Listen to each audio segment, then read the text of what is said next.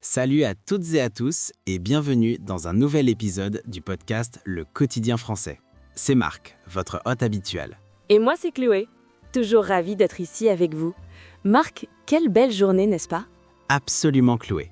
Et aujourd'hui, on va parler d'une journée que beaucoup d'entre nous apprécient particulièrement, le dimanche. Mais pas n'importe quel dimanche. On va explorer le dimanche d'un étudiant. Vous savez, cette journée un peu spéciale où le repos se mélange parfois à un peu de travail? Oui, c'est ça. On veut vous donner un aperçu de ce que pourrait être un dimanche typique pour un jeune qui étudie en France. Que vous soyez vous-même étudiant ou que vous vouliez simplement en apprendre plus sur la vie de tous les jours en France, cet épisode est fait pour vous. On va parler de grasse matinée, de devoirs, de repas entre amis, ce genre de choses. Exactement. Et tout ça, bien sûr, en français et avec des explications simples pour que tout le monde puisse nous suivre. Préparez-vous à plonger dans le quotidien d'un étudiant français. Alors Chloé, on commence par quoi? Le matin, je suppose. Le dimanche matin. C'est sacré, non? Oh oui, absolument Marc. Pour beaucoup d'étudiants, le dimanche matin est synonyme de grasse matinée. Après une semaine de cours, de révision et peut-être même de sortie le samedi soir, dormir est une priorité. C'est vrai. On ne se lève pas à 7h du matin comme en semaine pour aller en cours ou pour travailler. Le réveil est souvent plus tardif. Disons 9h, 10h, voire 11h pour les plus courageux. Courageux ou épuisé, ça dépend. Moi, quand j'étais étudiante, je me souviens que les dimanches, le premier réflexe, c'était de ne pas regarder l'heure. Juste se réveiller naturellement. C'est un vrai luxe, je trouve. C'est un luxe. Et après la grasse matinée, le petit déjeuner. Il est souvent plus long que d'habitude. On prend le temps. On peut se faire des tartines avec de la confiture, du Nutella ou même des œufs brouillés. Ah oui, le petit déjeuner de champion du dimanche. Parfois, si on est en colocation, on le partage avec les colocataires. On discute, on rit, on planifie un peu la journée, ou pas. Ou pas. C'est aussi un moment pour se détendre, lire un livre, regarder son téléphone. Pas de stress, pas de cours qui commence dans 30 minutes. C'est vraiment la tranquillité avant la suite. Avant la suite, oui. Parce que le dimanche, même si c'est une journée de repos, il y a souvent une petite voix qui nous dit « N'oublie pas tes devoirs ». Et voilà, on arrive au deuxième point, Chloé. Après le calme du matin, souvent, la réalité nous rattrape. L'après-midi du dimanche. C'est ça. Pour beaucoup d'étudiants, l'après-midi du dimanche est un moment studieux. Il faut se préparer pour la semaine à venir. Ça peut être réviser un cours difficile, faire des exercices ou commencer un travail de groupe. Oui, c'est le moment idéal pour se concentrer, car il y a moins de distractions qu'en semaine.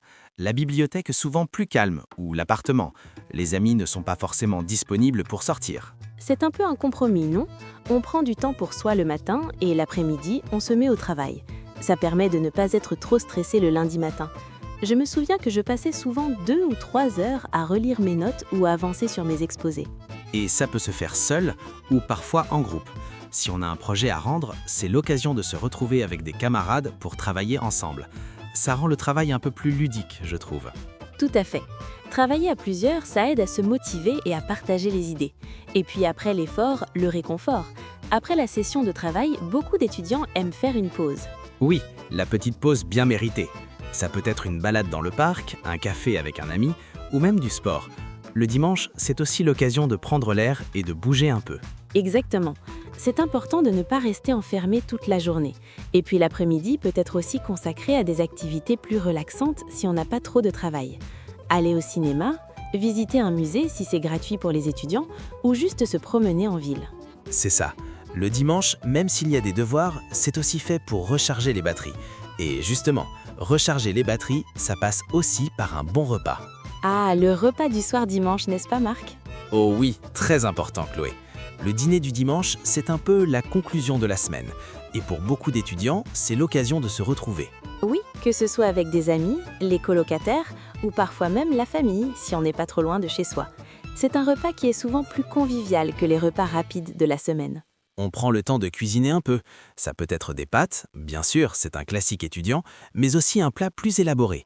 Une quiche, une pizza maison ou même un bon poulet rôti si on est plusieurs à partager les frais. Et c'est aussi un moment pour discuter de la semaine passée, des projets pour la semaine à venir. C'est un bon moment pour se confier, rire et simplement passer un bon moment ensemble. C'est vrai. Et après le dîner, la soirée du dimanche est souvent plus calme. On regarde un film, on lit, on écoute de la musique, on prépare son sac pour les cours du lendemain.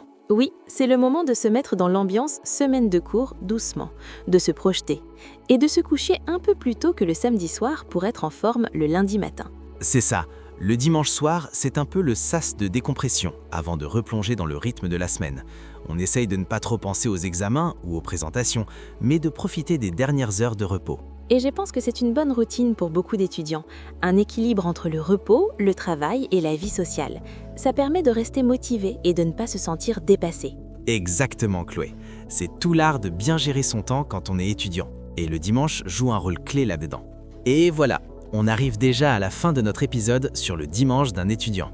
Chloé, si on devait résumer les points clés de cette journée. Alors, pour résumer, le dimanche d'un étudiant, c'est souvent une grasse matinée tellement méritée, un petit déjeuner tranquille, un après-midi partagé entre révision et activités relaxantes, et un dîner convivial pour clôturer la semaine. C'est un mélange parfait de repos et de préparation. C'est une journée où on recharge ses batteries, mais où on prend aussi un peu d'avance sur le travail pour la semaine.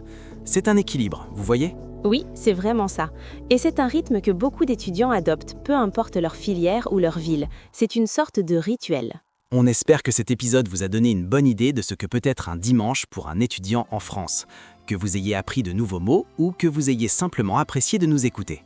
On a essayé de rendre ça le plus naturel possible, comme une conversation entre amis. On adore partager ces petits aperçus de la vie quotidienne avec vous. Et si vous avez aimé cet épisode, n'hésitez pas à nous laisser une note et un commentaire sur votre plateforme d'écoute préférée. Ça nous aide énormément. Oui, et n'oubliez pas de vous abonner pour ne manquer aucun de nos prochains épisodes sur le quotidien français. On a plein d'autres sujets intéressants à explorer ensemble. Merci beaucoup de nous avoir écoutés. On se retrouve très bientôt pour un nouvel épisode du podcast Le Quotidien français.